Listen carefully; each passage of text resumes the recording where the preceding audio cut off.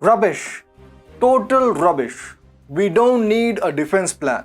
Our policy is ahimsa.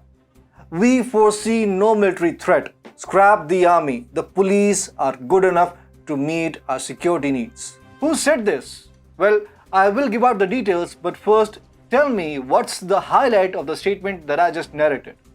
That is, scrap the army.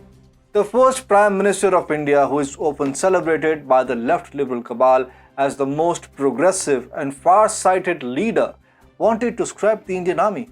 Why? Because he thought that India is a country that follows ahimsa, popularized by M.K. Gandhi, and hence there will never be a military threat.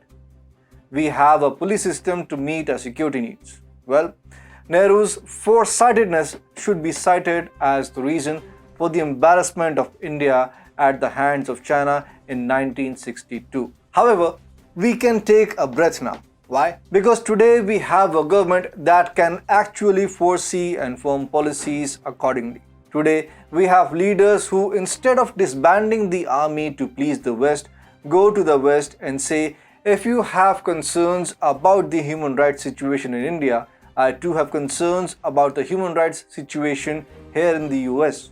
Namaste and welcome to TFIPost. I'm your host, Piyush. If you're watching us on YouTube, please subscribe and press the bell icon to get all the latest updates. If you're watching us on Facebook, do like, share and subscribe to the page. Let's begin with the video report. Dr. S. Jaishankar, the External Affairs Minister of India, is a leader who has what it takes to strong-arm the bullies. He once again proved his mettle by stripping the United Nations naked. India has been on the front foot in advocating for reforms in the United Nations. While responding to a question after his address at the Lowy Institute on the growing importance of India's relationship with Australia regarding UN Security Council reforms, Dr. S. Jaishankar once again raised the issue of reforms in the UN. Dr. S. Jaishankar underlined India's stance and said that reforms are a hard nut to crack, but hard nuts can be cracked. Jaishankar said that the world body will become irrelevant without much delayed reforms. Jaishankar said, we completely understand that this is not something which is going to be done easily, but it's something which has to be done. Otherwise, we will end up, frankly, with an increasingly irrelevant United Nations. The United Nations Security Council is one of the 6 main bodies of the United Nations, which consist of 15 members. Out of these, 5 countries have permanent membership: China, Russia, the US, France, and the United Kingdom, whereas other 10 rotate out every 2 years. India is currently a non-permanent member of the UNSC. The status commenced in 2020 and will terminate by this December. India has time and again emphasized that being the 5th largest economy and a nation to such a big population of the world, it rightly deserves a place at the UN high table as a permanent member. Highlighting the issue of membership on a global perspective, Jaishankar said that there are continents which actually feel that the Security Council process does not take into account their problems, and that is actually damaging the organization itself. Jaishankar asserted, I think that's hugely damaging to the UN. So one of the developments this time, in fact, has been a very explicit recognition by President Joe Biden of the need to actually reform a UN, which is not a small development. But we need to get it because we all know why reform has been blocked for so many years. Now, why is India advocating for reforms? Because it is necessary to bring representatives on the table from all around the world to reflect the contemporary global reality. Jaishankar says it's right that either you reform or be irrelevant.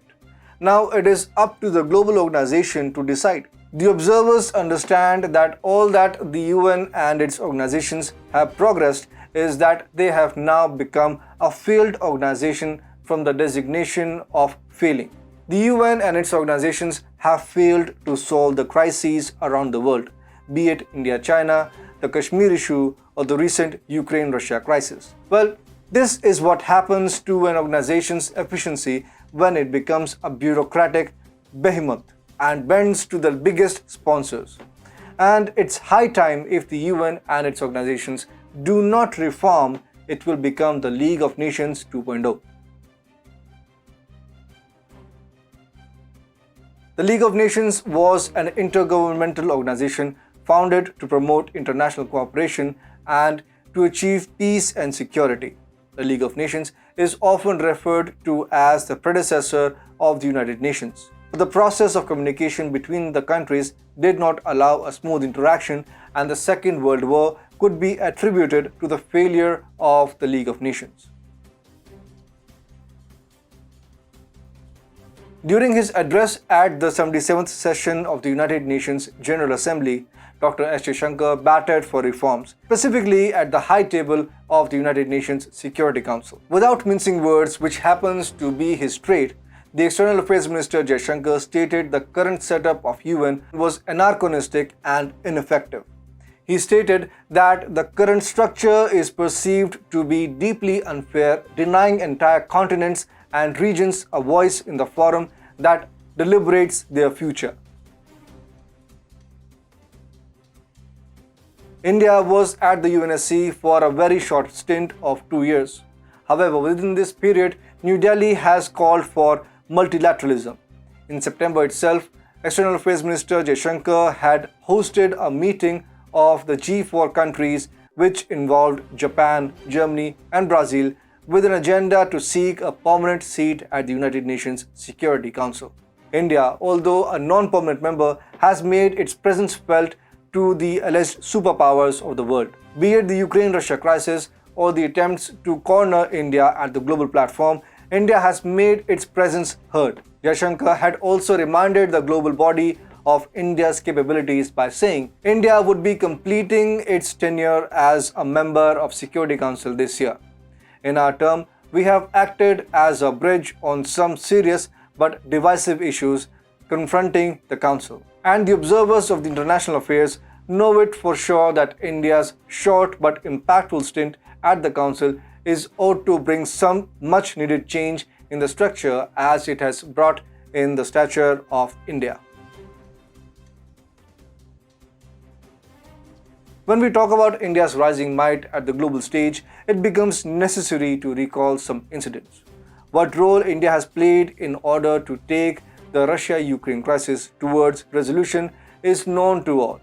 While every other nation was eyeing their own benefits, India stood for diplomacy and dialogue as the way forward. Also, India advocated for free speech even with Volodymyr Zelensky. Other than this, during its 2-year membership, New Delhi has not only asserted its might but also reminded the UN of its wrongdoings. India came out to denounce the UN declaring March 15 as an international day to combat Islamophobia. Through this, India called out the UN body and how it had ignored the Islamists-led violence across the world. India asserted for the recognition of religiophobia, saying the double standards on the discrimination against religion will not take the world anywhere. India has vociferously advocated for democratization of UN's powers and overhaul in the UN governance structure, especially in the Security Council. If UNSC does not take India's demands seriously this time, in a very short span of time, it will become irrelevant for sure.